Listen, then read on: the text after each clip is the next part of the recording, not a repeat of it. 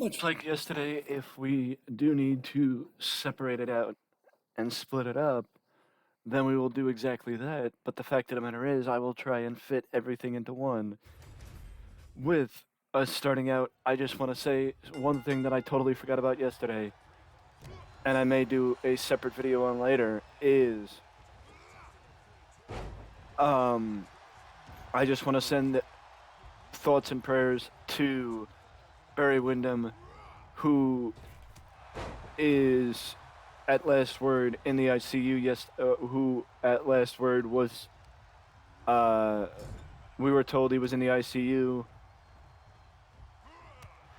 as of last night, and I do hope that Barry is doing all right and is recovering nicely. If I do find out any more information, then I will do another video later today about that situation.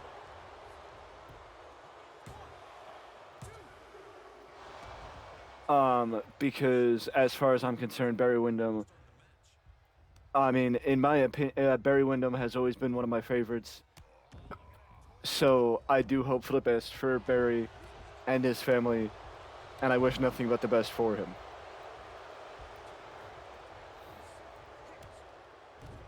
Now on to more pleasant news.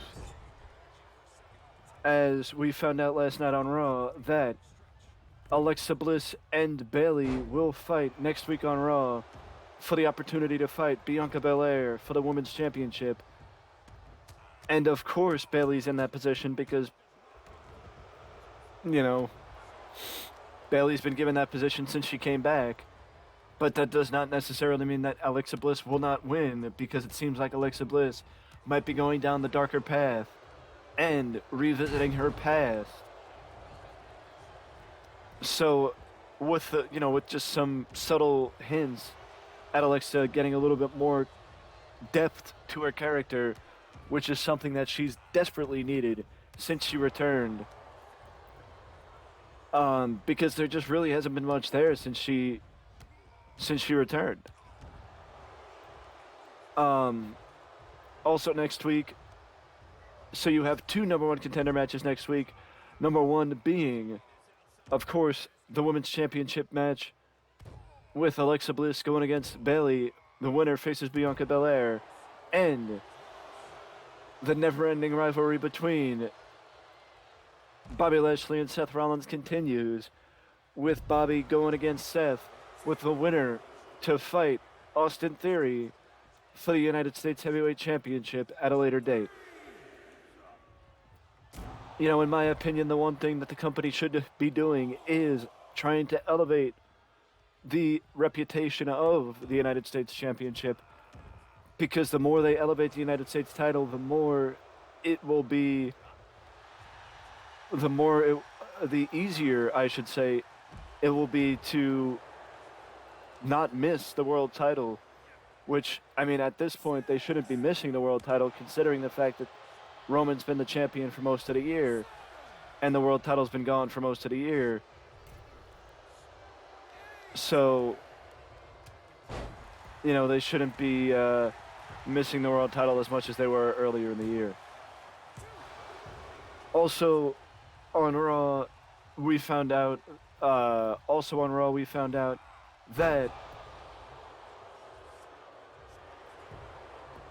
what was supposed to be happening on SmackDown this week was Sheamus and Drew McIntyre against the Usos for the tag team titles. But unfortunately, Drew McIntyre is not medically cleared to compete. So Drew McIntyre is out, and Butch is taking Drew's spot in the unified tag team title match this week on SmackDown, which it is a busy week for the Usos, or it's been a busy week for the Usos, as the Usos just defended the titles against Riddle and Kevin Owens, which the initial advertisement was Riddle and Elias. But unlike Drew McIntyre, Elias is not injured. Elias was just taken out of the match because they wanted to make it more it was more for semantics sake, where they wanted to make it more conducive to the rivalry, where Kevin Owens just pops up randomly, and where it's unexpected almost when Kevin Owens will pop up next. But the fact of the matter is, the one question that we have after the match is, did we see Matt Riddle get written off television after a post-match beatdown from the Bloodline? Because we saw Matt Riddle get hit not only with the Samoan spike, but the running hip attack that was so prevalent in Umaga's time, as Solo attributes his family, or gives a tribute to his family with that one. But the reason why I ask is because Matt Riddle had his head draped in a chair, and it was probably the most brutal move that we've seen on WWE programming in quite a long time, to be honest with you.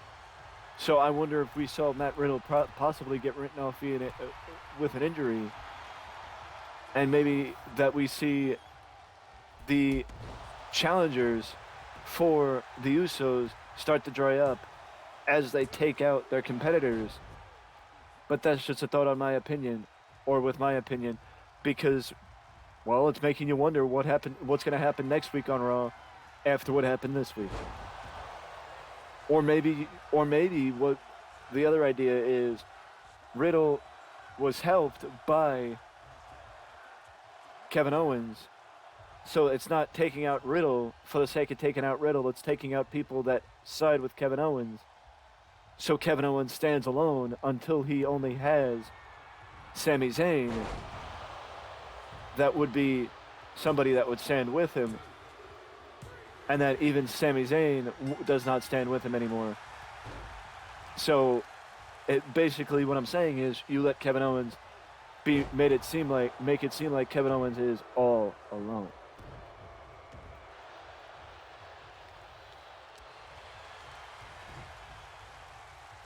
But speaking of Monday Night Raw, we also saw, speaking of WWE more specifically, which actually we got there was AEW news. The AEW news did have to do with William Regal, and that is the reason why the AEW news is not here, and we're not going to talk about it, because I'm done talking about William Regal until we get an official word of what's happening with Regal. Even though it does seem like Regal is done and moving on back to WWE, I don't really want to keep talking about it in the news videos if all we keep hearing is the same stuff over and over and over again. You know what I mean? Because there's only so many times I can say Regal's going to go back to WWE. Oh, no, he's not. Oh, yes, he is. Oh, no, he's not. Oh, yes, he is. You know what I mean? So it's sort of like, well, what next? Is he actually going back to WWE? Let's see what happens next. So we'll talk about Regal down the road when there's a little bit more known about what's going to happen when he does go back to WWE, as opposed to waiting until, or continuing to talk about it while he's still with AEW. But speaking of WWE, there have been reports that current NWA star Colby Corino, this caught me off guard. This caught me off guard as a little bit unexpected, that Colby Corino will be leaving the NWA in January when his contract expires, and possibly could be heading to WWE. Colby Corino is one of the top prospects in in the NWA, and basically Colby Corino has been honing his craft in the NWA, so it is catching me off guard a little bit that he's going to the WWE, because he is actually a second-generation talent, the son of former ECW and NWA World Champion Steve Corino, who is actually a coach down in NXT. So it is apparently, if the reports are to believe, that Carino could be joining WWE's developmental in January and be sent to NXT to be Orlando, Florida, to be taken a closer look at.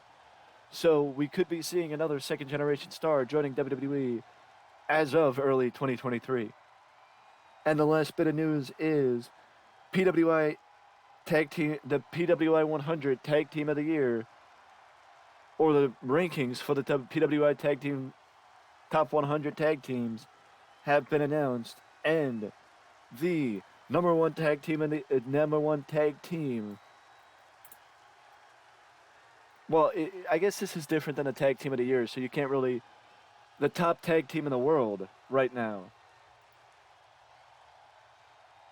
The top tag team in the world right now is the undisputed WWE Tag Team Champions, Jimmy and Jay the Usos. And then you also have Cash Wheeler and Dax Harwood as number 2, the current IWGP, AAA, and Ring of Honor World Tag Team Champions. Number 3 is the Briscoes. Number 4 are the AEW World Trios Champions, Death Triangle, Rey Fenix, and Penta El Zero Mero. Well, I guess you could say the Lucha Brothers, because Death Triangle is including Pac.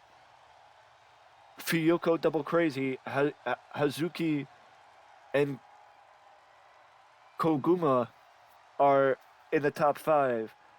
The craziest thing is, in the top 10, it also includes the Good Brothers, Team RKO, or RK Bro, The Hex, and Violence is Forever. So there's a good mix, a solid mix of both American teams and international tag teams. But the craziest thing is, this is the first time a WWE tag team topped the PWI tag team top 100 ever. This is the first time a WWE tag team has topped the PWI list for the best tag teams of the year. So that is insane, and a credit to how well the Usos have done in that time span, which I believe runs from October of last year to September of this year. So a credit to the Usos for being one of the best tag teams in not just WWE, but in all of pro wrestling. With that being said, let me know down in the comment section below your thoughts on everything and anything professional wrestling that we talked about in this video or in general. And also let me know your thoughts on the fact that Colby Carino could be joining WWE, a random signing for Triple H, and a positive addition for NXT, in my opinion, because it seems like Colby has done well in his progress of becoming a professional wrestler. But you can also let me know that you're enjoying this content by leaving a like and subscribing to the channel.